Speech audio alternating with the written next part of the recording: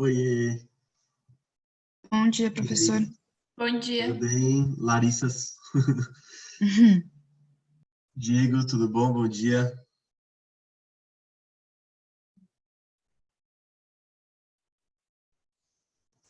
Oi, bom dia. Bom dia, Pro. E aí, tudo bem com você? Tudo. Que bom. Johan entrando agora também. Tudo certo, senhor, você. Tudo bom, cara? Estão preparados aí para finalizar esse assunto, cara? A gente tem falado muito sobre estequiometria, né? Então a gente vai finalizar esse assunto essa semana, graças a Deus. Não, Pro, eu gosto. Gosta? Nossa, que raridade, sério, Isa. Uma É? raridade isso aí. É o. Nossa, eu acho tão... Ah, não sei, Cara, é é muito útil. óbvio. Se você não tem proporções adequadas, nada funciona. Isso é um princípio Claro. da saúde. Sim. Proporção é uma coisa muito importante, né, cara? Tipo assim, para a humanidade, né? Tipo, esse conceito de proporção, onde que você usa? Você usa em tudo, cara. Antigamente, né, eu até pesquisei um pouquinho sobre isso. Essa coisa da regra de 3 da proporção era basicamente a única matemática que os caras conheciam lá na Idade Média. E, tipo, era usado para tudo. Eles chamavam a regra de 3 de regra divina. Sabia disso? Porque, tipo assim, usava para tudo. Toda a matemática que eles usavam era essa, né? Então é uma coisa muito louca, né? Aí todo Hoje, mundo fica zoando a regra de 3, mas eu acho a regra de 3 maravilhosa. eu também. Hoje que há uma infinita tecnologia aí na questão de medicação, mas eu fiz Sim, técnico em enfermagem, me formei em 99. sim. E os soros, eu não sei se você lembra, era uma bolsa rígida, era um Hum, tubinho rígido. Então você é, tinha uma limitação de volume. Você, às vezes, quando sim, você precisa de um soro hipertônico, e sim, você não conseguia colocar muitas ampolas para chegar. Primeiro você tinha que calcular quantas ampolas você ia usar. O médico sim. punha lá, soro E era uma hipertônico, regra de 3, certo? a X%, você vai no seu estoque, vê que ampola você tem, qual é a miligramagem e calcula. Aí Certo. você tinha que calcular o volume do soro que você ia desprezar para poder corrigir a concentração. Porque Aham, senão você não conseguia adicionar o volume das ampolas. Hoje não, entendi. hoje as bolsas são muito flexíveis, você consegue adicionar muito volume. Então isso Aham, facilita. E você tem bomba de infusão hoje em dia, então ninguém fica mais controlando o soro. Mas eu fui do sim. tempo que você controlar o gotejamento do soro no relógio ali. Vai lá e Uhum, conta 1 minuto, gota por gota, sim. calcula. Então, Você sabe, Isa, que a minha namorada, ela trabalha em hospital também, mas ela não é enfermeira, ela é nutricionista. E, na verdade, ela está fazendo enfermagem agora. E, cara, ela tava falando que, às vezes, ela precisa explicar pra galera regra de 3. sim, Porque, tipo, a galera não sabe calcular a dieta direito. Tipo, é uma coisa muito louca, né, cara? Você vê, na verdade, como que vocês que têm oportunidade de estudar num cursinho legal e tal, são privilegiados, né, cara? Porque, frente a essa galera que tá no mercado de trabalho aí, imagina, sei lá, por exemplo, por isso que é bom, entre aspas, que seja difícil de entrar em medicina. Você acha que em medicina entra um cara que não sabe fazer regra de 3? Entendeu? Uma pessoa que não sabe fazer regra de 3. Chega lá no hospital, ninguém sabe calcular a dosagem do soro. Cara, uma coisa que é impensável, né? Então, é claro, né? Tem toda uma injustiça toda por trás, enfim. Mas, por um lado, por esse lado, eu tô falando que é bom, né? Que o vestibular de medicina seja bastante concorrido, né? Porque você vai formar teoricamente, profissionais que são bem formados, né? teoricamente, né? Teoricamente. A gente vê se a gente vê as últimas análises da prova do CRM aqui no estado de São Paulo, é desesperador. Pois é. Eles sempre lançam, eles têm uma revista, minha companheira é médica, então recebe a revista do CRM e vem uma análise da prova todo ano. Sim. E assim, tem questões que não sou enfermeira, eu responderia assim, é isso, não tem outra coisa. E são as questões que têm maior índice de erro, tratamento de hipertensão, de diabetes. Eu fico assim, gente, como é possível essas questões terem um alto índice de erro? Também tem a ver um pouquinho com essa coisa da educação ser um produto hoje em dia, né? Então, quem paga consegue fazer, né? Essa é a verdade, né? Mas estamos batendo papo aí, quase 10 minutos, né? Gente, bom dia para quem entrou aí. Tudo bom com vocês? Vamos começar? Tô vendo aí as carinhas do David. E aí, tudo bem, meu amigo? Tudo, professor. Também. Senhor. Tudo certinho, cara. Graças a Deus. Vamos finalizar esse negócio de regra de 3 aí? Nunca mais a gente vai ver isso aí na frente? Então vamos lá, eu vou compartilhar a tela aqui com vocês, tá, queridos? Pra gente finalizar essa bagaça aí. Gente, essa é a última aula de regra de 3. Quer dizer, a última aula de estequiometria. Depois dessa aula, a gente vai passar para a parte de termoquímica. Também é um assunto que eu adoro dar. Né? E cai demais, né? É o segundo assunto que mais cai no Enem dentro da fisicoquímica, né? Então, gente, vamos lá, ó. Hoje são as aulas 21 e 22, né? Só lembrando aqui que a gente está falando de estequiometria, muitas aulas, né? Ó. Então, ó, estequio, você já sabe, elemento, metria, medida, certo? Então, a gente vai falar sobre as quantidades de cada espécie química, né? Numa reação, certo?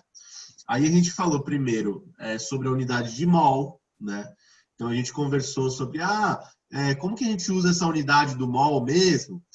Aprendeu a fazer as conversões de mol para massa, mol para volume, no caso de gases, mol para número de partículas, certo? E depois a gente começou a ver os casos de estequiometria, que são os gerais, né? Então, lembra, sempre tem um cara que ele vai dar, o outro ele vai pedir. É uma comparação de quantidade sempre, né? Legal. E aqui, gente, depois de ver os nossos casos gerais, a gente começou a ver alguns casos específicos que aparecem bastante no vestibular. Então, por exemplo, reagente em excesso, reação consecutiva, quando era mais de uma reação, mais de uma etapa, né? Aí depois a gente viu pureza dos reagentes na aula passada. E hoje, a última aula desse assunto, a gente vai falar sobre rendimento. Eu acho até um pouco engraçado, cara, porque eu acho essa parte a mais fácil, essa parte de rendimento. Porque, cara, veja de novo, o que eu sempre falo para vocês, às vezes não é química, é português, né? Por que eu sempre falo isso? Cara, o que é o rendimento de uma coisa? Quer dizer o quê? Que você espera uma coisa e aí rendeu outra, né? Rendeu menos, por exemplo. Tá? Então, quer dizer, eu vou ter uma reação que eu espero tanto, só que, na verdade, eu vou produzir um pouco menos do que isso. Né? Então, é muito fácil esse conceito. Né? Antes de começar a aula, eu queria mostrar aqui para vocês, gente, já que todo mundo adora zoar da regra de 3, a gente estava falando aqui, até estava falando para a Isa, sobre como se usa, né, a regra de 3 no mundo, né? Desde a Idade Média, cara, diziam, na verdade, chamavam a regra de 3 na Idade Média de regra divina, né? Porque era toda a matemática que os caras conheciam. Então, os caras faziam tudo por regra de 3. Se você for ver o número de coisas que dá para fazer por regra de 3, é incrível, né? Aí eu queria mostrar para vocês uma previsão, ó. Não sei se vocês já conhecem essa, né? Que a regra de 3, ela te fala até isso. Ó. Vocês concordam comigo que quem estuda passa no vestibular, certo? Legal. Agora vamos ver pela regra de 3 o que acontece com quem não estuda. Olha lá. Ó. Então, quem não estuda, acontece alguma coisa que eu não sei o que é. Né? Se você pegar e fazer essa regrinha de 3 aqui, ó, multiplique em cruz. Isola o x. Vai ficar assim, ó. Quem não estuda, vezes passa, sobre quem estuda, certo? Quem que dá para cortar aí, ó? O quem e dá para cortar o estuda, certo? Ah, olha o que você fica, ó. Você fica com não passa. Ó, foda, né? A regra de 3 ela serve até para isso, né, queridos? Então veja a previsão do futuro feita pela regra de 3, né, gente? Não sei se vocês já conheciam essa. Vocês conheciam? Não? É legal. Isso aí é uma brincadeirinha clássica que a gente tem sobre regra de 3, né? Tinha até esquecido de passar ela para vocês. Como é a nossa última aula, eu quis comemorar, né? Eu não estou conseguindo ver o chat, gente. Que estranho, cara. Eu clico aqui no chat e ele não vai. O que será, hein? Deixa eu sair aqui da tela Será que é toda. porque você está compartilhando a tela, professor? Eu não Não, sei. geralmente aparece aqui em cima. Ah, agora tinha aparecido. Só porque eu cliquei para tirar o compartilhamento de tela. Ah, só estão rindo aqui. É isso aí, Esther. Legal, né? Bom, vamos lá. Deixa eu compartilhar de novo aqui com vocês a tela. Então, beleza. Ó. Então, zoeiras à parte, vamos começar a aula. Ó. Então, ó, a gente vai falar sobre o rendimento das reações, tá, gente? Então, ó, o próprio nome fala que é o rendimento, né? Então, vamos definir. As reações químicas, gente, elas não vão render o que você espera. Tem alguém falando aí? Dúvidas? Não? Letícia, eu vou mutar seu microfone, tá? Eita, desculpa.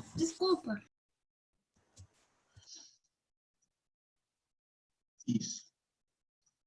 Bom, então o que acontece, gente? Na prática, vocês sabem que, assim, as coisas nunca saem exatamente do jeito que a gente quer, né? Ou do que a gente espera exatamente, né? Você chega lá na prova da FUVEST, você passa o gabarito, vê tal, tipo, o seu resultado, né? Você fala, puta, ó, fiz 80% da prova. Chega lá na hora da nota, chega um pouquinho menos, né? Porque você, sei lá, cara, errou alguma coisa para passar no gabarito, alguma coisa assim, né? Isso aconteceu comigo, por exemplo. Então, gente, nem sempre ele rende. Eu coloquei aqui um exemplo meio besta, tá? Só para vocês lembrarem o que é mais ou menos o que é um rendimento, que é uma expectativa versus uma realidade, né? Então aqui, ó, coloquei o exemplo das propagandas de hambúrguer. Então, cara, é mais ou menos isso. Você chega lá no McDonald's louco para comer aquele sanduíche da propaganda, né? Tipo, você vê aquele, nossa, que sanduíche delicioso, né?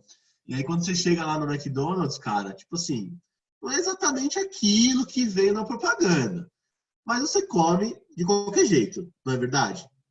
Então é mais ou menos esse o raciocínio aqui, tá? Você espera que você produza uma certa quantidade de um produto numa reação química, tá?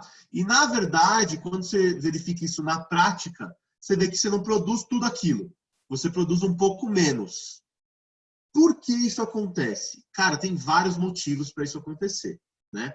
Destaquei alguns aqui para vocês, ó.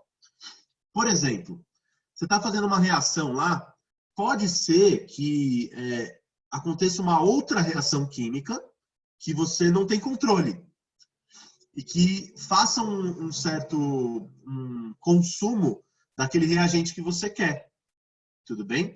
E aí você produz esses produtos indesejáveis, né? Então, sei lá, cara, você está reagindo lá nitrogênio com hidrogênio para criar amônia. Às vezes você acaba reagindo um pouquinho desse nitrogênio com oxigênio e cria um outro produto, um óxido de nitrogênio, por exemplo, que não é um negócio que você quer, certo? Outra coisa que acontece bastante, não sei para quem já fez algum tempinho de cursinho ou já conhece, lá na parte de equilíbrio químico, né? Quando você tem as reações reversíveis, lembra da setinha que vai e volta, né?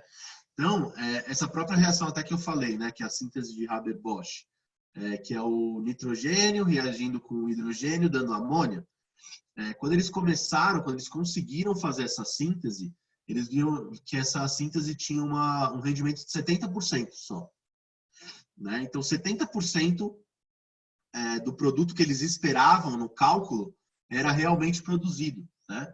E aí foi com essa reação que eles começaram a estudar essa coisa de reações reversíveis, né? E começaram a estudar um pouquinho dessa parte de equilíbrio químico. Aí, vocês vão ver lá na parte de equilíbrio químico depois, tem vários fatores que ajudam ou atrapalham. Então, por exemplo, a pressão, a temperatura, certo? São fatores que ajudam nesse rendimento das reações, né?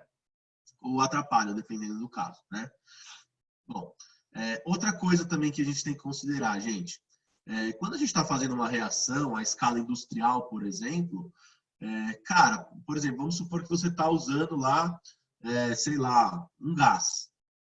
E aí tem um microvazamento de gás na tubulação.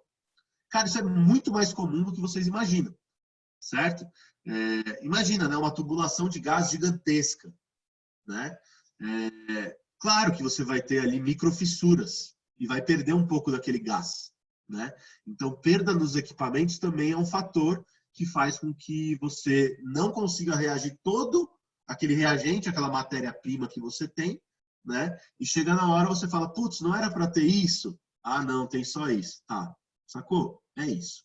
Então, gente, como que a gente vai definir, então, esse rendimento, né? Deixa eu ver aqui o chat, já tem 3 mensagenzinhas. Rapidão. Professor, o exemplo da mosca de Breaking Bad pode afetar mesmo? Uma coisa tão pequena pode afetar na pureza de uma reação?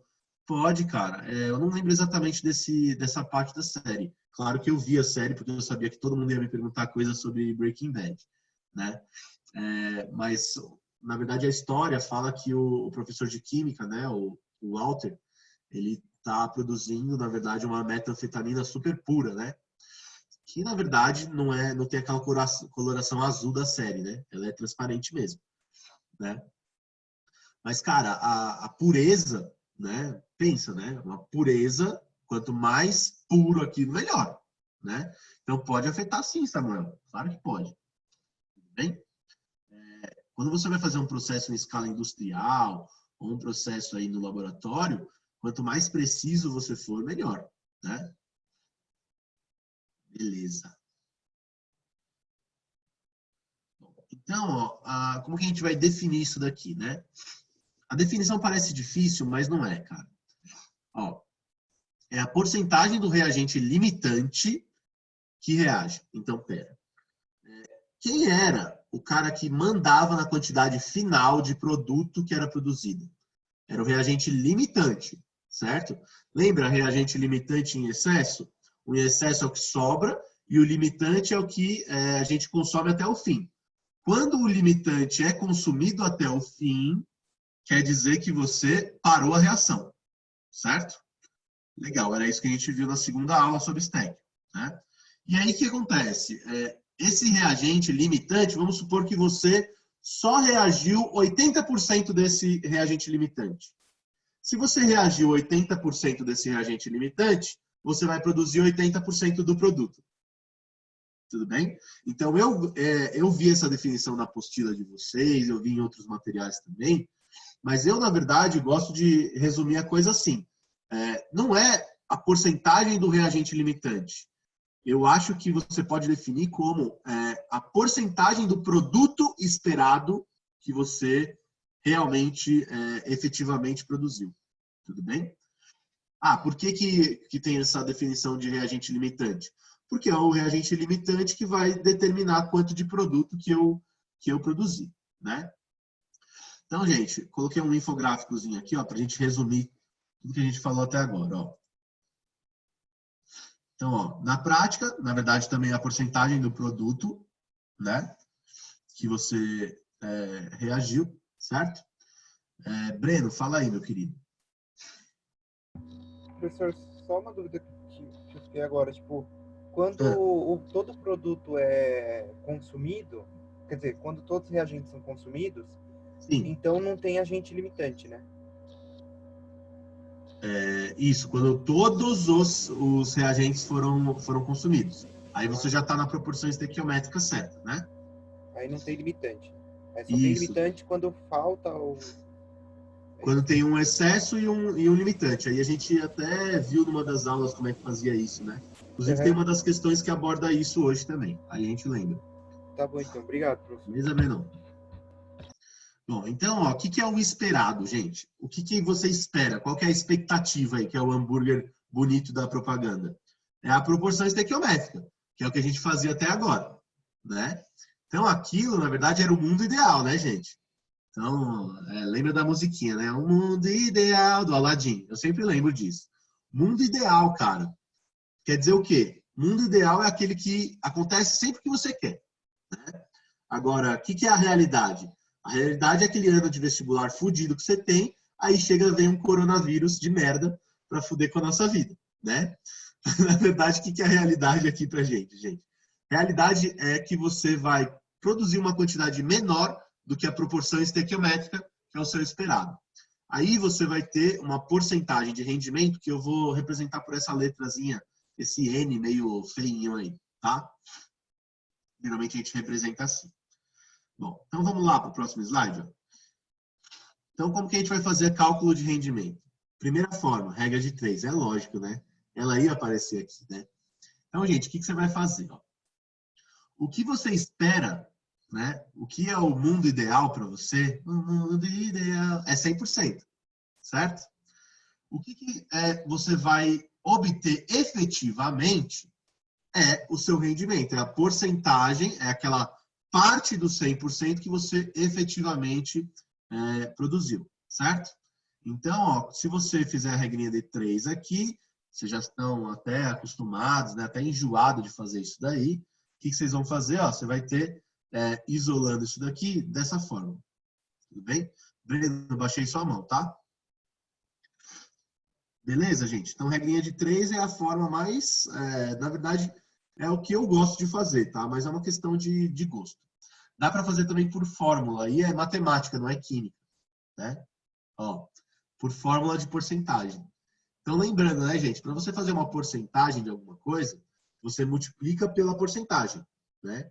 Então, ó, o que é o seu efetivo? É o esperado vezes a porcentagem. Tudo bem? Então, por exemplo, se você tem 60%, você vai pegar aquele esperado, multiplicar por 60 e dividir por 100. Tudo bem?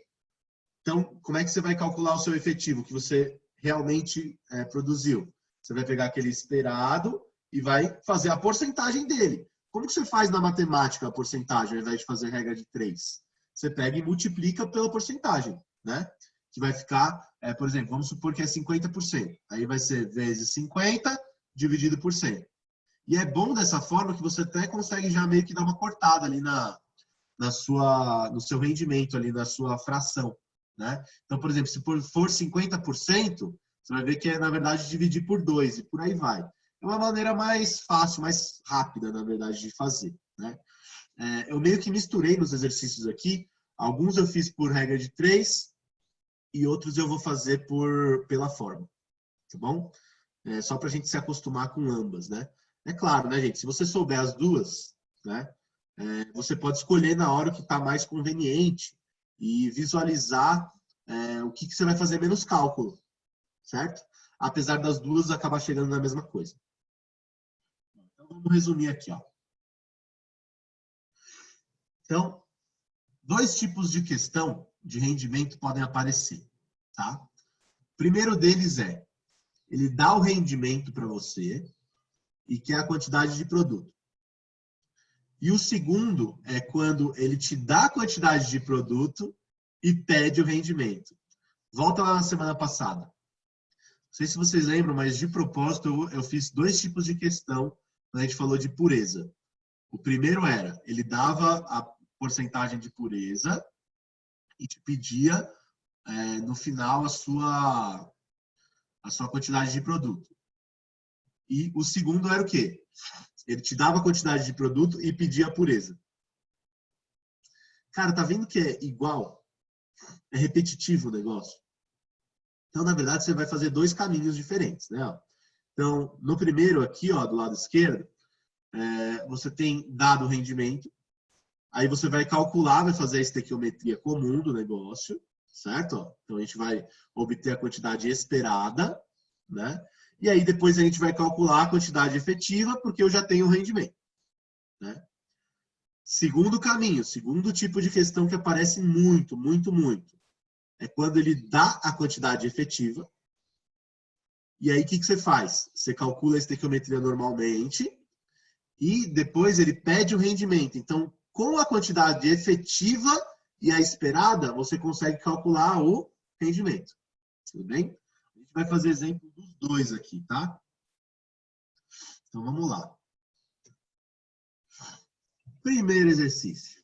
Exercício 4, da página 219 de vocês, tá? Então, eu separei 3 exercícios aí para vocês. E depois, no final da aula, eu vou mostrar um exercício de segunda fase de FUVEST, tá? Para que vocês estejam preparados para o que vai acontecer, né? Então, veja que primeira fase, você tem aí, geralmente, os exercícios mais não simples, né, cara? Mas, na verdade, mais previsíveis, digamos assim, né? Que você tem esses nossos casos sempre, né? O que pode acontecer também nos exercícios de primeira fase? Ele pode te dar, por exemplo, uma tabela para você identificar, para você interpretar quanto que está tendo de produto, por exemplo, né? Ele pode te dar um gráfico, ele pode misturar isso daí com termoquímica, por exemplo, né? Então, vamos lá, ó. Essa questãozinha está falando assim, ó, do sulfato de cálcio, que é a matéria-prima do giz. Saudades giz. Pode ser obtido pela reação entre soluções aquosas e cloreto de cálcio e sulfato de sódio, conforme a reação abaixo. Então, ele te deu a reação. Sabendo disso, calcule a massa de sulfato de cálcio obtida pela reação de 2 mols de cloreto de cálcio com excesso de sulfato de sódio. Ou seja, se é excesso de sulfato de sódio, quem é o limitante? É o cloreto de cálcio. Então, o cloreto de cálcio vai dizer quanto que você vai produzir, né? Considerando-se um rendimento de 75%. Então, vamos lá, ó. Mesma coisa de sempre. Vou dar aqui os dados para vocês, ó. Ele falou que tinha 2 mols do cloreto de cálcio, né? Vocês têm dificuldade, gente, de identificar quem é quem na reação? Porque vocês não tiveram ainda a parte de nomenclatura, né? Então, tipo, o que é o cloreto de cálcio, né? Cloro com cálcio, né? Então, CaCl2, é aquele ali, né? É claro que mais para frente vocês vão ter que, às vezes, montar a fórmula desses compostos, né? Então, por exemplo, que é o cloreto de cálcio? O cálcio tem valência 2+, e o cloro tem valência -1, né? Você vai cruzar as valências, vai obter essa fórmulazinha aí, né? E aí ele falou que você tem 75% de rendimento e pediu quem? Quem é o pedido do exercício? É a massa de sulfato de cálcio, né? Então, o sulfato é esse íonzinho aí, SO4 2-, né? Bom, claro, aqui no enunciado ele não deu as massas molares, mas é obrigatório que ele te dê as massas molares de alguma forma, tá? Então, essa prova do PUC do Rio tem a tabela periódica. Então, vamos lá, gente, ó. Você vai fazer estequiometria comum primeiro, do mesmo jeito que você conhece. Então, vamos lá, ó. Peguei a reação. Identifiquei quem é dado e quem é pedido, né? Agora, eu meio que destaquei, tá vendo o pedido ali? O pedido eu destaquei como descobrir esperada. Por quê? Porque como eu não tenho um rendimento de 100%, primeiro eu vou descobrir o que a gente espera, o mundo ideal, certo? Para depois a gente ver o que a gente vai produzir efetivamente, né? Então, lembrando, a proporção estequiométrica é o mundo ideal, tá? É quando o que você espera, tá? Bom, então vamos lá, né? Ó, os dois estão sendo abordados em massa, né? A proporção em mol é 1:1 mesmo.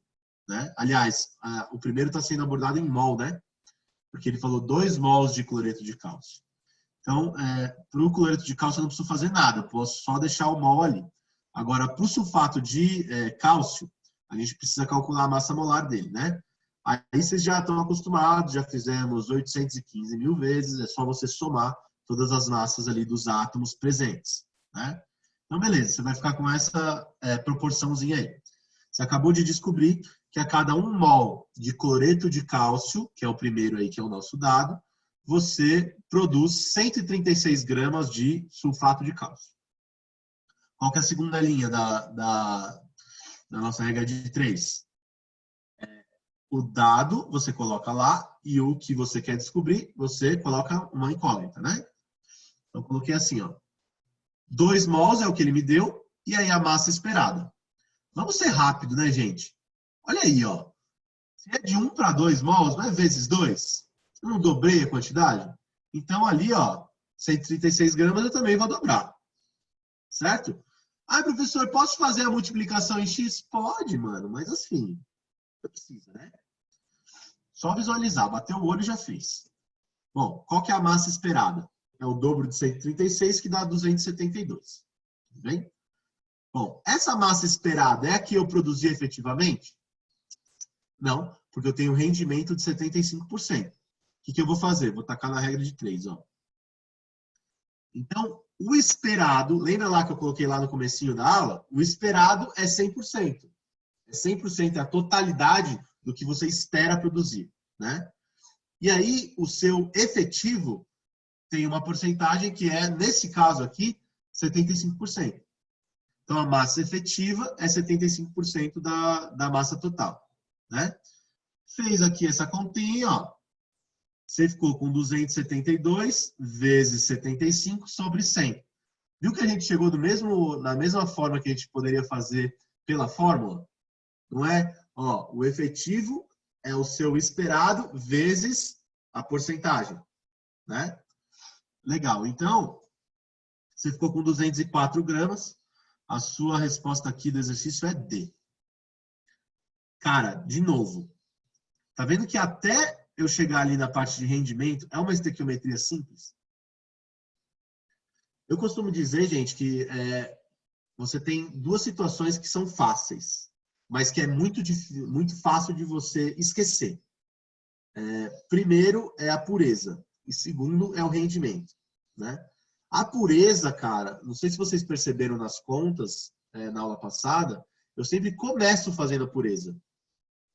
Por quê? Porque geralmente o exercício é construído dessa maneira, né?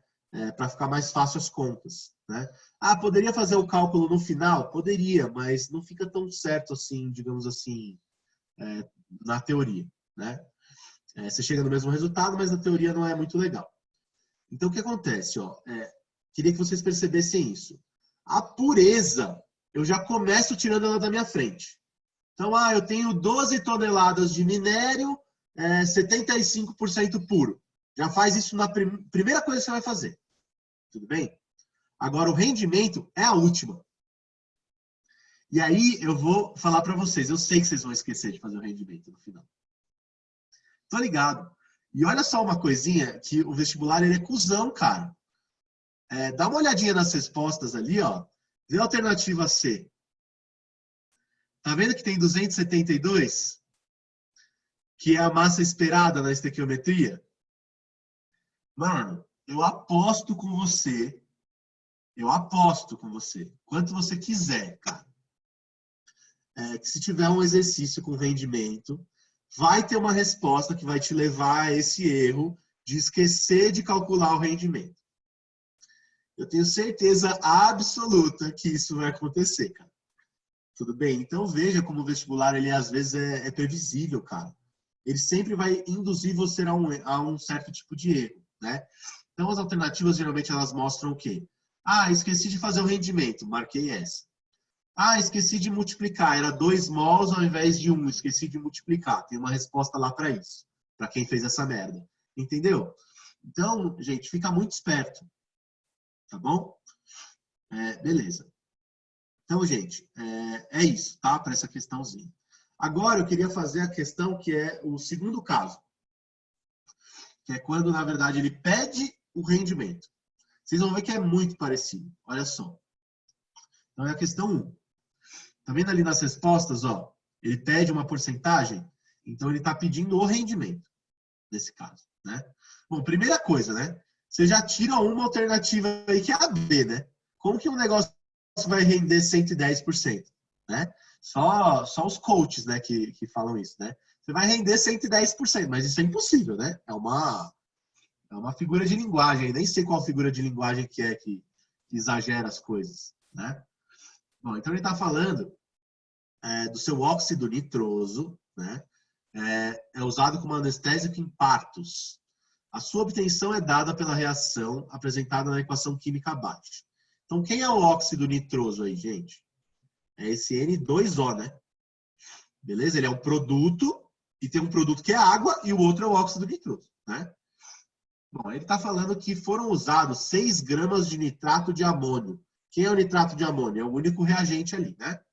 E foram obtidos 2,97 gramas de óxido de dinitrogênio, que é o óxido nitroso, a mesma coisa, né? Gente, olha só, ele te deu agora a quantidade que foi obtida. O que você vai fazer? Você vai ver qual a porcentagem que ela é da quantidade esperada.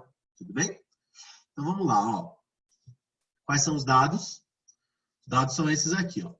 Ele tem a massa de nitrato de amônio, né, que é esse primeiro aí, o nosso reagente.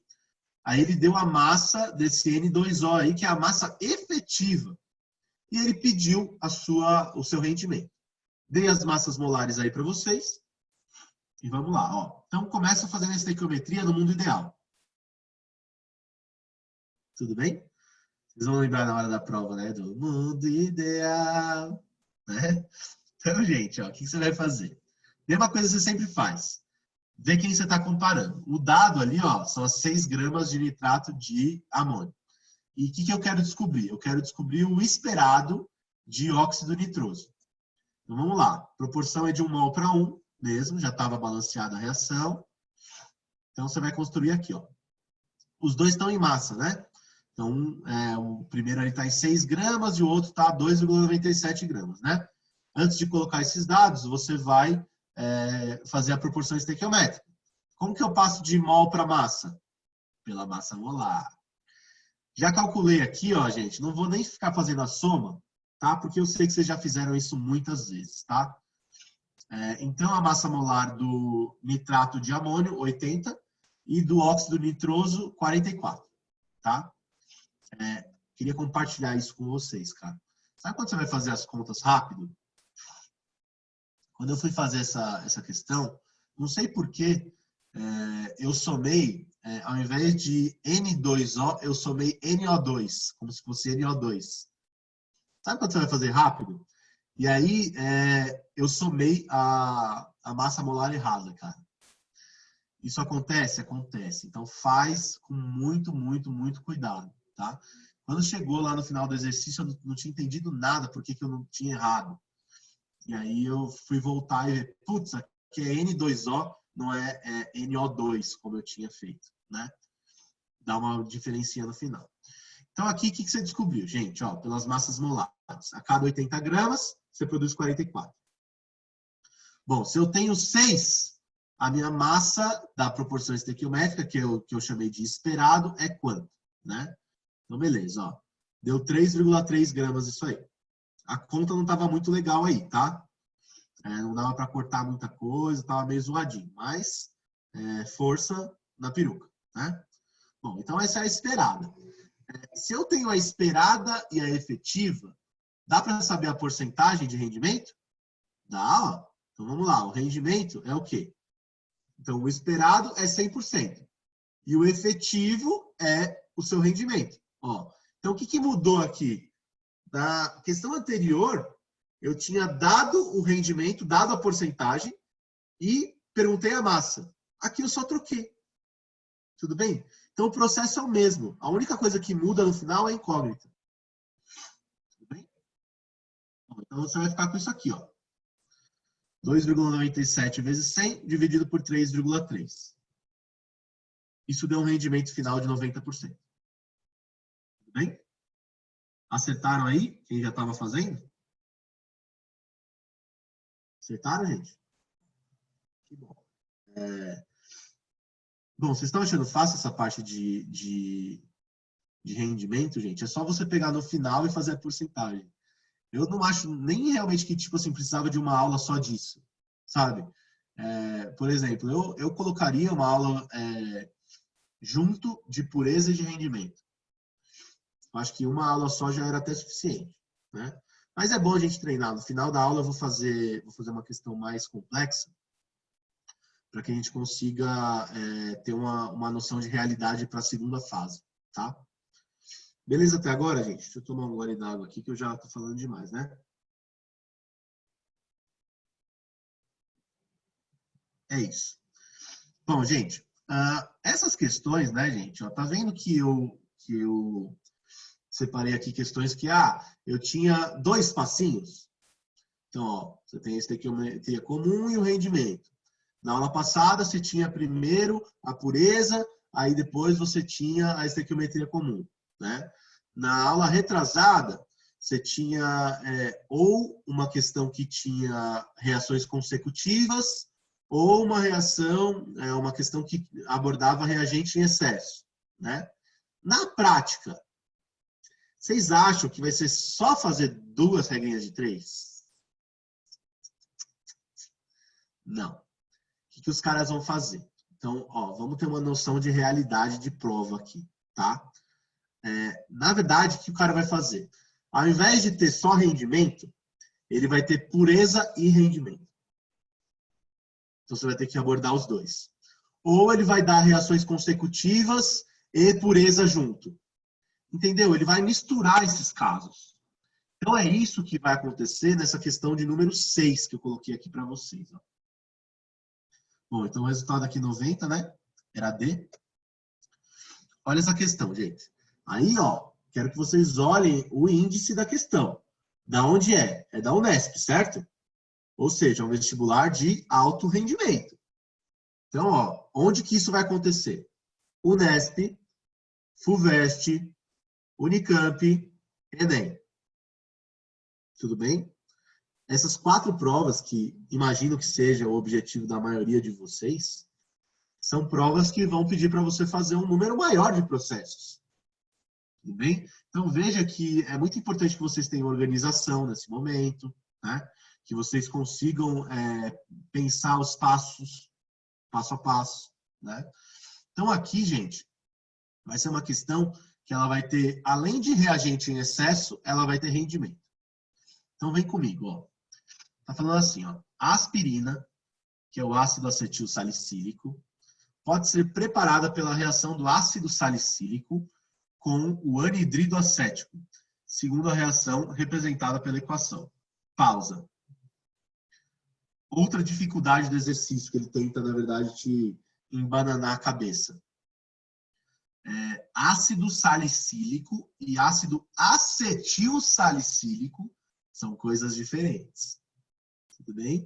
Então, ele coloca os nomes complicados, as fórmulas feias, para ver se você se assusta e já não vai nem fazer a questão, né? Quem não sabe estequiometria muito bem, acaba assustando com esse tipo de coisa, né? Mas você vai ver, cara, é o mesmo raciocínio. Não importa que a substância é feia.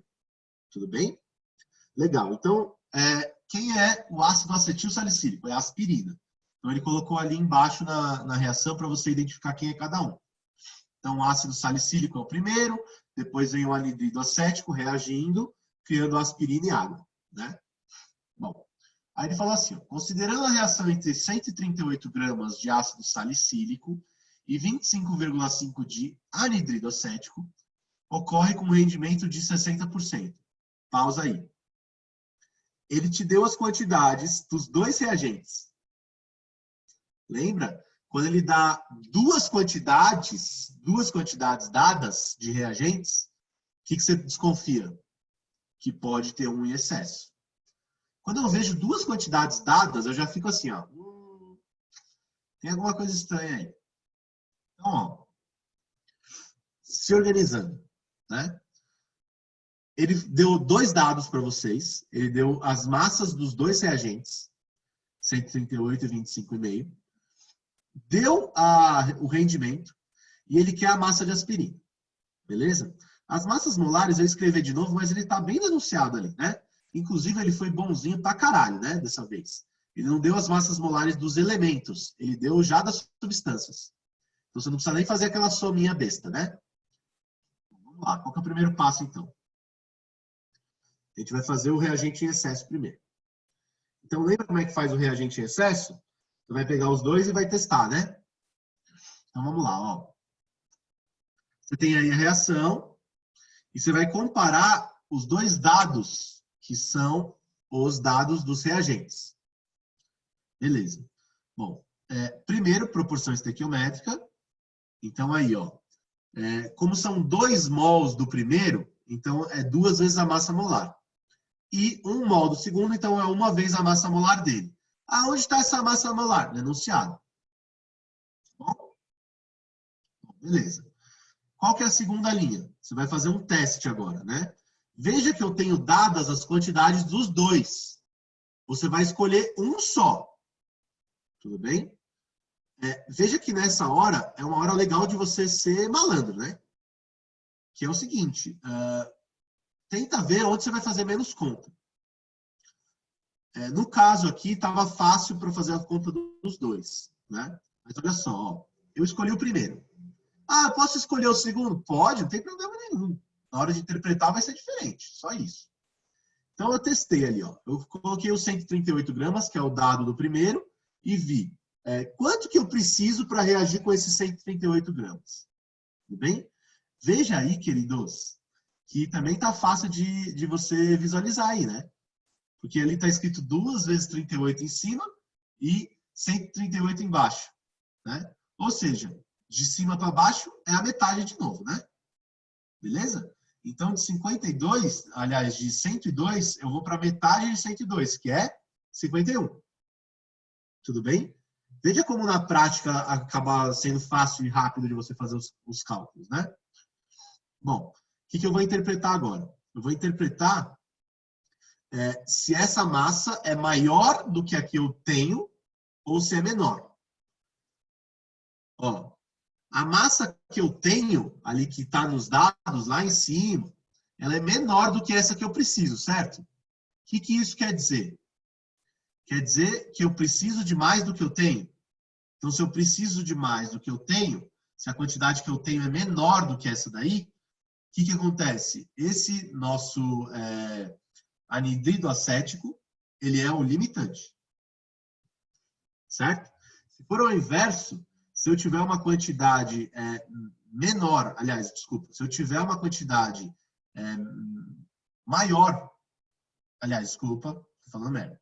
Se eu tiver uma quantidade menor nessa hora, eu sei que ele é o excesso. Tudo bem? Então é o limitante. Quem é que manda na porra toda? Não é o limitante? Letícia, fala aí, querida. Ô, professor, no caso, eu entendi o que o senhor fez usando o ácido salicílico. Só que, por exemplo, se eu fosse usar o anidrido acético, eu iria colocar o 102, no caso, aí ficariam 2 mols de... Isso, aí você ia colocar embaixo do 102, 25,5, né?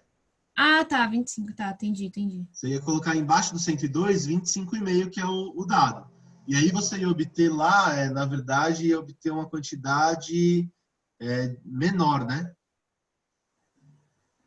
Aí você ia interpretar. Tudo bem? Aí ia ser a interpretação inversa, né?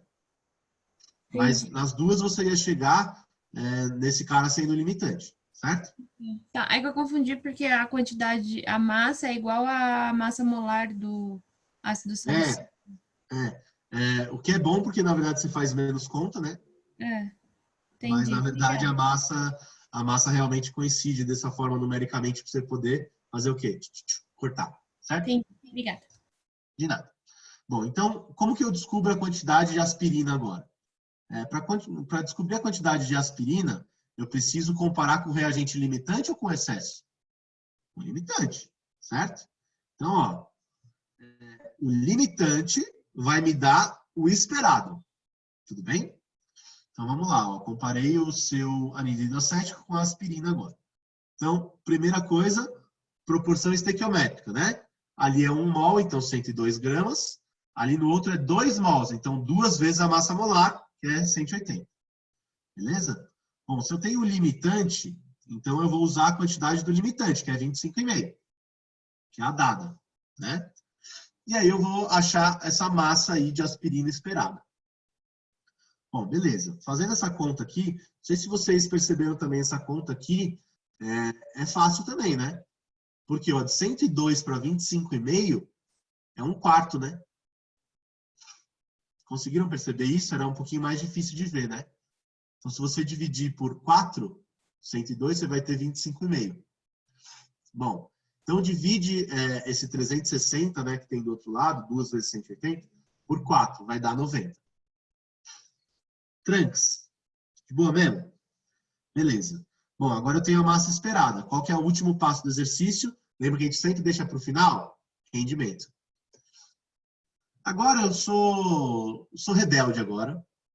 Não quero fazer por regra de 3. Eu vou fazer por fórmula. Então, gente, eu tenho 60% dessa massa esperada, né? Então, ó, o efetivo é o esperado vezes a porcentagem.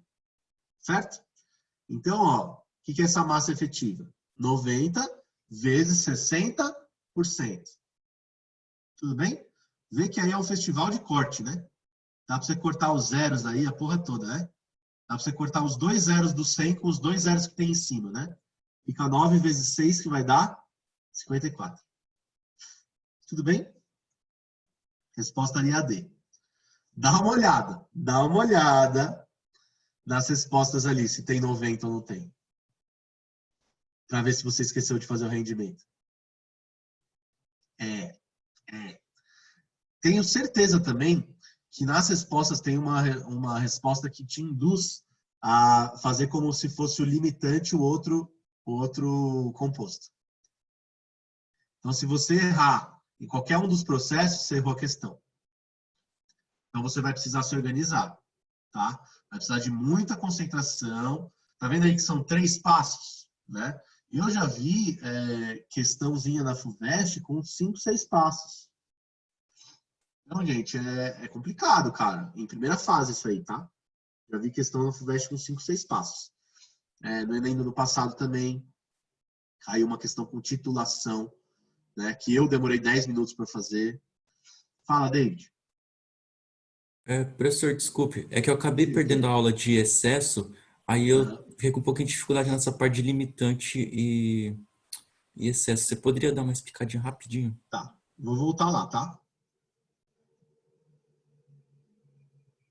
Bom, qual que é a sua evidência principal de que você pode ter reagente em excesso, né?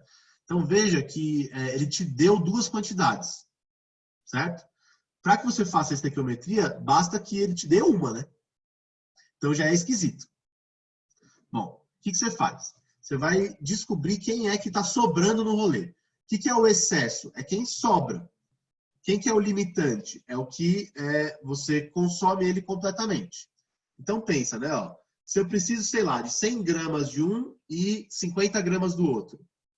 Se eu tiver 75 desse aqui, eu tenho uma sobra de 25. Tudo bem?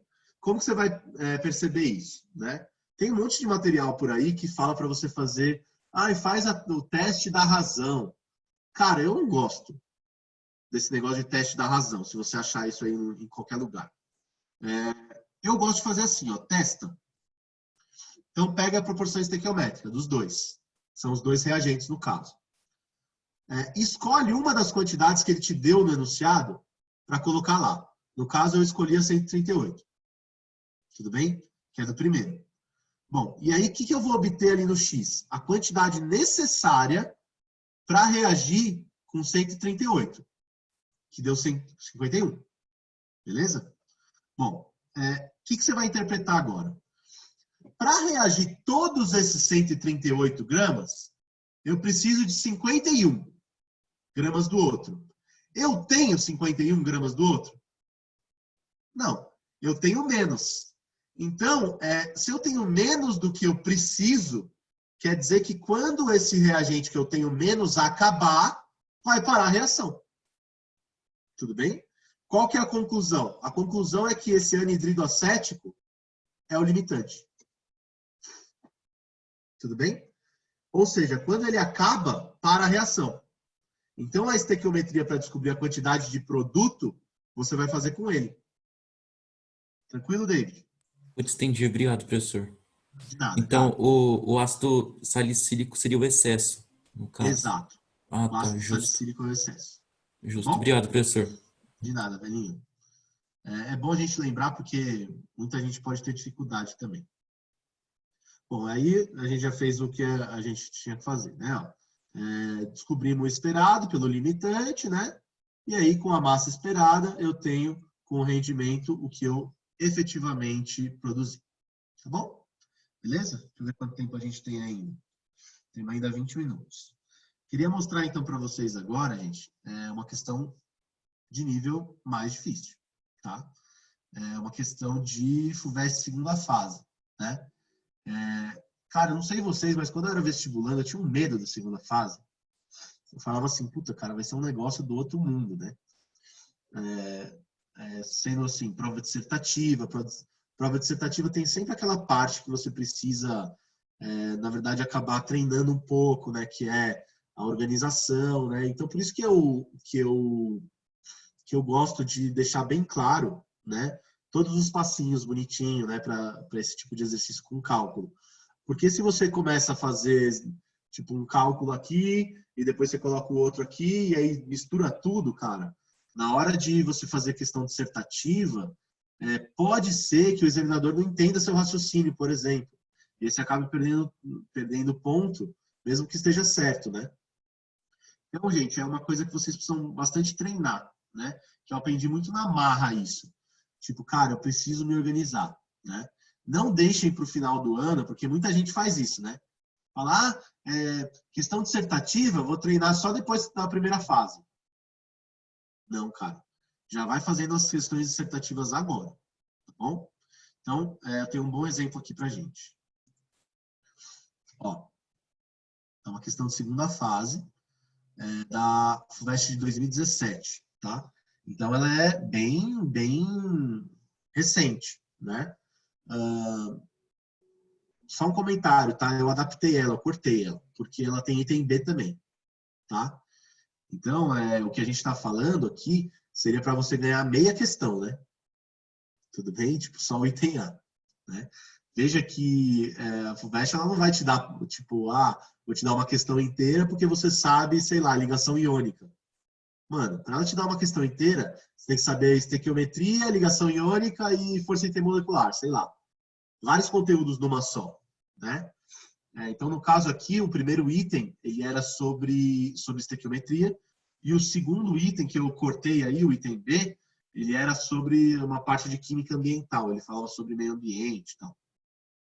Então, cortei, tá? Bom, então ele está falando assim, o Brasil produziu em 2014 14 milhões de toneladas de minério de níquel. Porra, é minério ou não é, né? Meu, você vê a produção de minério no Brasil como uma coisa absurda, né? Absurdamente grande, né?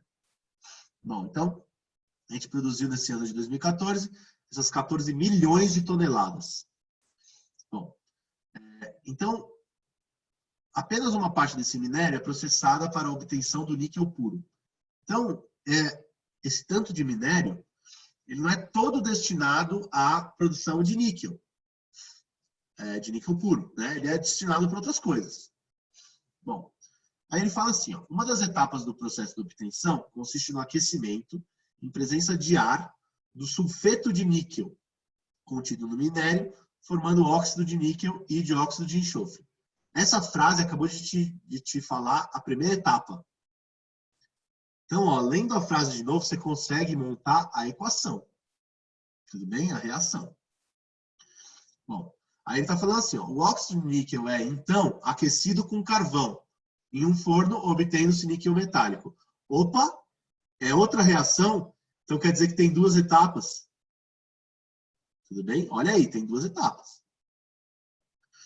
Bom, ele falou, nessa etapa se forma-se também o dióxido de carbono. Então, ele te deu exatamente todos os reagentes e todos os produtos. Basta você ler de novo esse parágrafo 15 mil vezes, se necessário, para você conseguir montar as reações. Tudo bem? E aí o seu trampo vai ser, na verdade, balancear. Comentário, tá, gente? É normal que vocês tenham dificuldade de montar a reação. Não sei se vocês perceberam isso, né?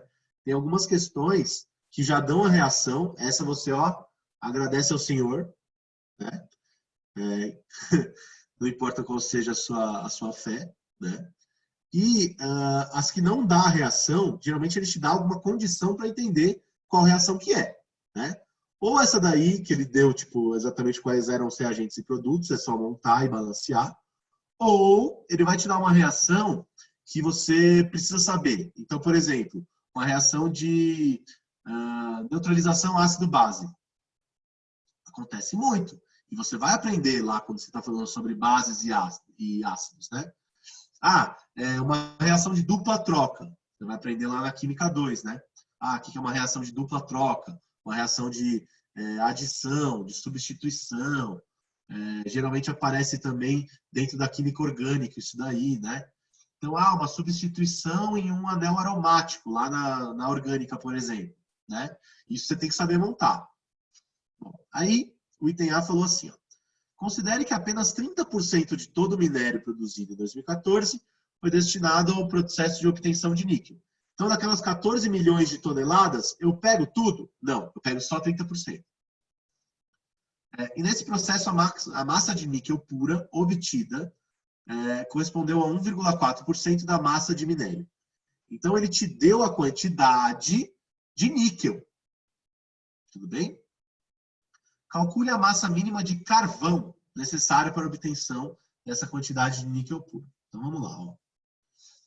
As massas molares já estavam no exercício, tá? Como eu cortei ele na hora de colar aí, eu tirei, mas já estava no exercício. Aí, o que ele deu? Ó, dados importantes do item A. Ele falou que é 30% do minério só utilizado e que a massa do níquel é 1,4% da massa do minério utilizado. Né? Então, vamos lá. Ó. Quanto que é a massa de minério utilizado? Não é 30% de 14 milhões de toneladas? Então, gente, olha só. Você tem que saber trabalhar muito bem com potência de 10. Tá? Ó. 14 milhões. O que é 14 milhões? É 14 vezes 10 à sexta. Certo? Milhão é 10 à sexta. Né? São 6 zeros. E toneladas. Toneladas, quanto que é uma tonelada? É 1 milhão de gramas, né? Porque uma tonelada é 1.000 quilos. Então, eu multipliquei por 10 à sexta 2 vezes. Por quê? O primeiro 10 à sexta corresponde ao que é o 14 milhões. E o segundo 10 à sexta é porque é toneladas. E eu estou transformando para gramas. Tudo bem? Vou pegar só 30% disso. Essa conta, queridos, vai dar isso aqui, ó. 4,2 vezes 10 a 12 gramas. Tudo bem? Beleza. Então, essa é a massa de minério. Segundo passo. Eu quero saber quanto que é a massa de níquel. Então, a massa de níquel é 1,4% da massa do minério que eu utilizei. Certo?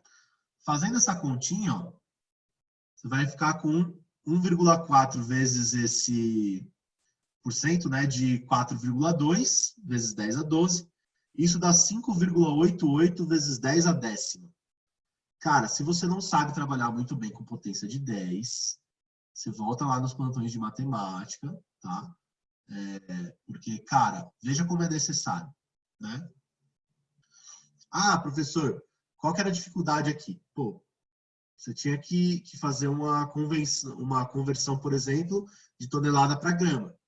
Então, esse tipo de coisa aumenta a dificuldade do exercício, né? Então, beleza, ó. Já fiz 2 passinhos aí do exercício, certo? Agora o que a gente vai fazer? Terceiro passo. Agora eu vou fazer as reações. Então, lê de novo, se necessário, aquele segundo parágrafo do enunciado. Ó, a primeira etapa é isso aqui, ó. Ele falou Ni2S3 na presença de ar, né? Formando o óxido de níquel e o dióxido de enxofre.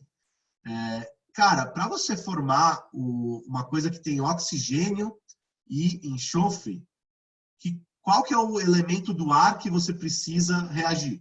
É o oxigênio. Tudo bem? Então, você tinha que ter essa sacada. Que é o que? Ele falou presença de ar. Tá, no ar, o que tem? No ar tem nitrogênio, tem oxigênio, tem outros gases. Certo? Agora, com quem que eu reajo? Com oxigênio. Por quê? Porque nos produtos tem oxigênio. Tudo bem? Beleza.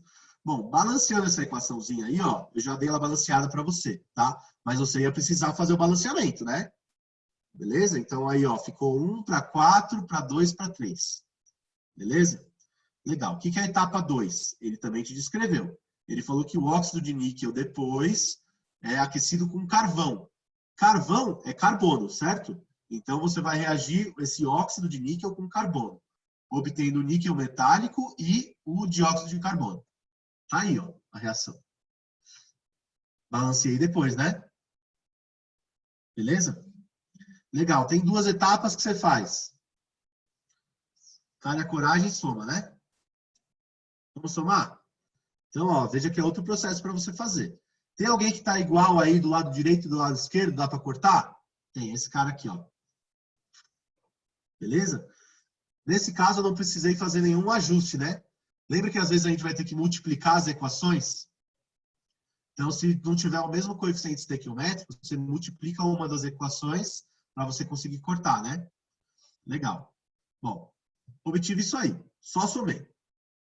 Beleza? Tranquilo? Então, eu só somei a parada aí. Bom, agora o que eu vou fazer? Ó? O que eu estou comparando? Ele me deu ali, ó, a massa do níquel, foi o que eu calculei ali. Então, a massa do níquel é o dado. E ele pediu do carbono. Então, eu estou comparando esses dois, ó. O carbono com o níquel. Primeiro, proporção estequiométrica. Depois, eu coloco o X no lugar do carbono, que é o que ele está pedindo, né? A massa de carvão. E a massa de níquel que eu obtive lá, que eu acabei de calcular, aí no segundo. Veja que os números aí, de novo, ó, gente, você vai conseguir cortar isso aí, não vai? Porque tá vendo que em cima é 58,8 e embaixo é 5,88? Vai ser um festival de cortar, né? Ó, esse 5,88 você consegue cortar com 58,8, fica 10 embaixo. O 2 você consegue cortar com 12, fica 6 em cima, né? Bom, fazendo tudo isso daí, vai ficar 6 vezes 10 a nona gramas. E muito cuidado, tá? Para não perder ponto com bosta. Porque ele perguntou a massa em quilogramas. Então, no final, eu converti para quilogramas, tá vendo? Lembrando que para converter de gramas para quilogramas, divide por 1000, né? Então, ficou 6 vezes 10 a sexta quilos. Tudo bem? Ou 6 milhões de quilos, dá na mesma. Tá bom? Beleza? Tranquilo? É isso, gente. Então, essa é a nossa aulinha de hoje. Tá bom? Vocês acharam difícil essa questão aí? Eu acho que talvez a anterior seja até mais difícil que essa. Não sei. Eu penso assim, pelo menos. A anterior, quando tem que fazer reagente em excesso, eu acho mais difícil do que fazer soma de equações. Mas é uma questão de gosto, né? Para mim, pureza e rendimento são os mais fáceis, né? Então, até, claro, como é no primeiro ano do vetor, eu não conhecia tão bem nosso material. No ano que vem, por exemplo, eu acho que eu vou inverter a ordem das aulas. Porque rendimento, para mim, é o mais fácil. Depois, pureza. Aí, depois eu faço excesso de reagente.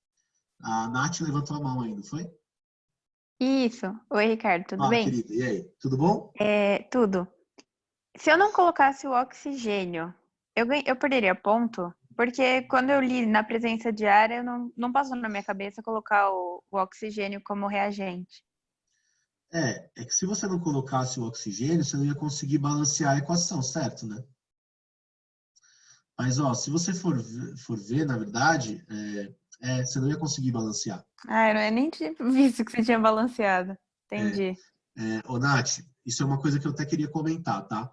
Tem algumas questões, por exemplo, eu acho que eu me deparei com uma aqui. Por exemplo, ó, a questão número 2 da Unifesp.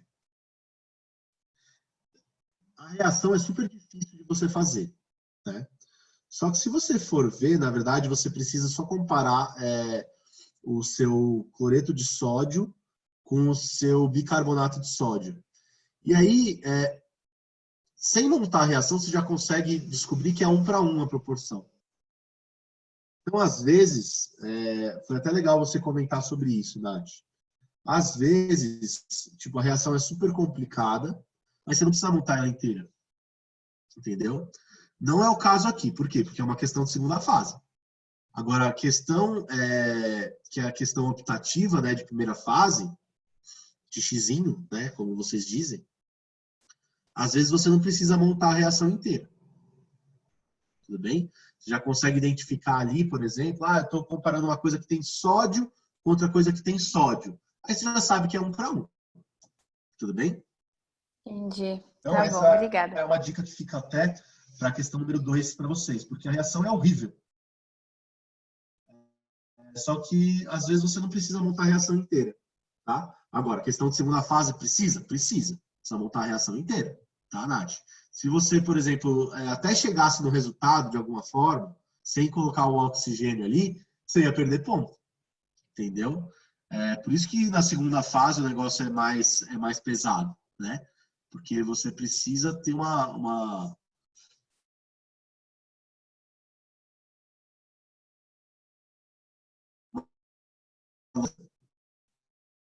Vou baixar sua mãozinha aqui, tá? Mais alguém, bom. gente?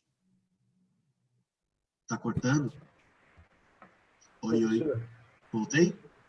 voltou, professor. Mais alguém aí? Ô, professor, Fala, Felipe, beleza? Diga beleza? aí. Tipo, eu não posso usar direto os 30% dos 14 milhões de toneladas com carbono, por quê? Porque, teoricamente, daria, não daria? Cara, a conta vai dar certo, Felipe. Certo. Se você colocar o 30% no final, você tá falando, né? Em outro momento. Não, se eu não É fosse, isso, né? você Ou calculou a não? massa do níquel efetiva, não foi? E, tipo assim, você colocou 30% em outro momento, não é isso? Não, você usou a massa do níquel para fazer a proporção com o carbono, certo? Fala. Certo. Se eu usasse o sulfeto de níquel, não daria certo também? Não. Na verdade, não daria certo, porque ele deixou específico que a massa do níquel produzida é 1,4% da massa do minério. Então, acho que não daria certo não, cara. Porque é uma condição que ele não deu a estequiometria do negócio, entendeu? Ele meio que já embutiu no negócio uma parte de rendimento, na verdade, né? Se você for ver. Porque se você for fazer a estequiometria, é até legal você fazer esse exercício depois. Pega quanto que você produziria de níquel se você tivesse essa massa de minério. Aí você testa e me fala depois. Tá bom? Deve estar em excesso, né? Alguma coisa assim. Então, pode ser que essa reação tenha um rendimento, por exemplo. Ou que tenha impureza. Beleza? Então, Beleza. quando ele, na verdade, falou assim, a massa de níquel é 1,4% da massa de minério, ele já foi meio que bonzinho, né?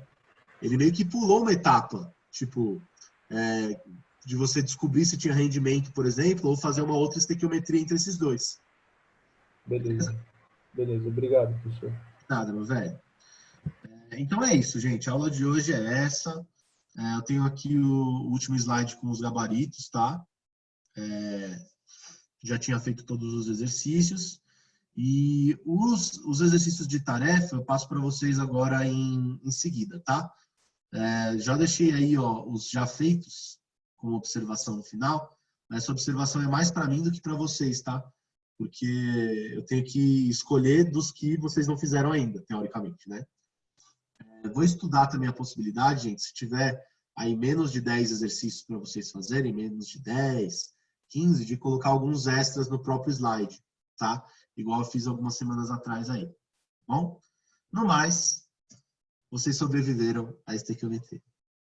Um brinde a vocês, gente. Vocês foram muito foda. Sabe o que eu espero, na verdade, de vocês nesse momento? Eu espero que tenha ficado repetitivo. Vocês perceberam isso, cara? Que, era sempre o mesmo passo a passo, que mudava uma coisinha ou outra em relação a um exercício e outro, a esses casos específicos. Então, eu quero que fique repetitivo para vocês. É o meu objetivo mesmo. Porque se ficou repetitivo, quer dizer que você sabe bem. E que você entendeu direito como é que é a dinâmica do negócio. Tá? Então, eu quero que vocês exercitem isso até você falar, putz, de novo. Sacou? Essa é a dinâmica que eu quero. Tá bom? No mais é isso, queridos. Deixa eu parar de compartilhar minha tela aqui com vocês. Por hoje é só, tá? Obrigado de novo. Na semana que vem, a gente começa a falar sobre termoquímica, tá? A gente muda um pouquinho de áreas, muda um pouquinho de assunto. Acho que vai ser legal, tá bom? Mais algum comentário, gente? Não, né? Então, estou encerrando. Qualquer coisa, vocês sabem que vocês podem me encontrar lá no WhatsApp. Beijo no coração. Valeu, Boa professor. semana. Depois eu passo a tarefa, tá bom? Fica ligado aí. Tchau, tchau. Valeu. Tchau, professor. Obrigado. Bom final de Valeu, semana. obrigado a vocês.